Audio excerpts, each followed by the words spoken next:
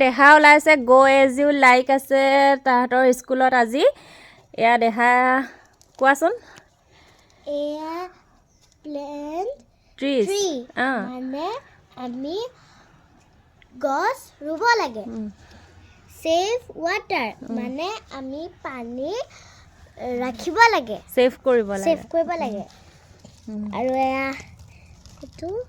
solar কি লিখিছে মই দেখাকে নাই পাই মানে তললি হৈ গ'ল solar energy solar energy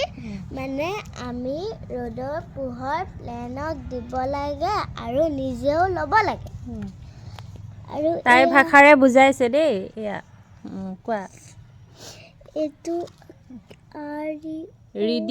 reduce মানে যিকোনো বস্তু আমি মিছ ইউজ কৰিব নালাগে প্ৰকৃতি ধ্বংস হোৱা কাম কৰিব নালাগে কিছুমান বস্তু আমি পুনৰ ব্যৱহাৰ কৰিব লাগে